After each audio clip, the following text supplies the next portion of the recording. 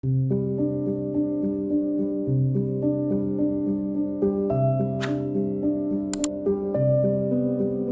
evening, friends, and welcome to Cozy Noah Vibes.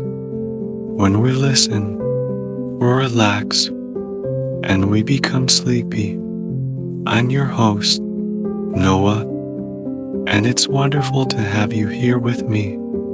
In this moment, you are safe, serene, and anything can wait until tomorrow. Elizabeth returns to read us the second part of our exploration of beautiful Bordeaux. In this moment, you are safe, serene, and anything can wait until tomorrow. If you haven't heard the first part, don't worry. Tonight's story stands on its own, and you can always go back and listen to Monday's story. Relax. Now, find a comfortable position in bed and settle down. This is your time to let go of everything from today. Remind yourself that you've done all you can today, and you deserve to relax and rest, just like anyone else. So take a deep breath, feeling your chest and stomach rise and fall. Then gently exhale. With each deep breath, imagine any distracting thoughts or tension surfacing with the rise and fall of your chest and stomach. Then, as you exhale, those unwanted thoughts or areas of tension sink through your mattress, down into the ground, and into the earth. They are absorbed, gradually dissipating from your body and mind. Inhale, exhale. Let go of anything you want to release, absorbed by the core of the earth. The earth cares deeply for each of us, and tonight it can help you relieve stress, tension, and even any sense of responsibility. When you're ready, let your breathing return to its natural rhythm. Now, let's head to a small street in the heart of Bordeaux, ready to explore this historic city. This is where tonight's story begins.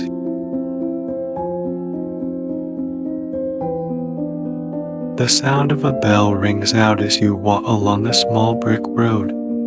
The sound of a coffee cup being placed on a table in a nearby CAF providing a relaxed background.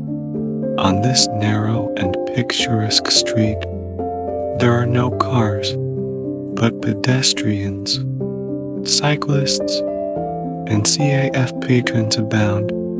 Among the echoes of the bell, you can still hear their cheerful chatter.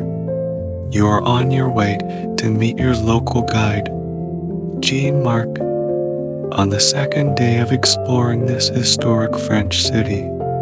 The timing of the bell is no coincidence. It's this bell that leads you to the place where you are to meet your guide. This place, known as the Grosse Cloche, is one of the oldest belfries in France and one of the most treasured monuments in the city. As you look up, the belfry appears at the end of the street, framed by the buildings on their side. The tower looks like a beautiful medieval gatehouse, like a tall and narrow fairy tale castle, a solid rectangular stone structure with a few round towers on top and a magnificent arched opening at the base, making it a gateway, which is its original purpose. You know that the Grosse Cloche was once an entrance to the medieval city walls. The medieval period was a tumultuous time, and Bordeaux, like many other towns, was surrounded by defensive walls. This gatehouse is different in detail from what you've seen before, most notably the huge bell hanging in the opening about 2/3 up the building. It was this bell that just rang, marking the ceremonial ringing that happened once a month. It also marks the time you are to meet Jean-Marc. He has arranged to meet at a safe distance, where the bell can be heard from several streets away. You approach the sturdy stone gate, seeing him waiting in the shadow of the archway. Relaxed yet prepared, he welcomes you warmly, a look of pleasure in his eyes at your expression of appreciation. You can see he is eager to share his passion for this beloved city with you. After a brief greeting, Jean-Marc begins to tell the story he excels at. He is a master at weaving stories and historical details into a vivid tapestry of human experience, making it come alive in your mind. First, he points to a weather vane at the top of the building, shaped like a lion, symbolizing the English royal family. He explains that this gatehouse was built when Bordeaux was under the English crown. You learn that this city was once part of the independent region of Aquitaine, and in the early medieval period, it came under English control for 3 centuries after the Duchess Eleanor of Aquitaine married the heir to the English throne, then became part of France after a long conflict known as the 100 Years' War. The gatehouse was a defensive structure, but Jean-Marc tells you that people used to jokingly call it the Golden Lion Hotel because of the lion on the weather vane. It's little details like this that make your guide's narrative so captivating, drawing your imagination deeply. Even as he speaks, you can almost hear the laughter of medieval guards atop the stone walls. You walk through the shadow of the archway together, noticing a plaque embedded in the yellow stone, inscribed with Latin about the bell itself. Your guide draws your attention to the plaque, translating the Latin text. I call to war. I announce the days. I tell the hours. I disperse storms. I celebrate festivals. I report fires.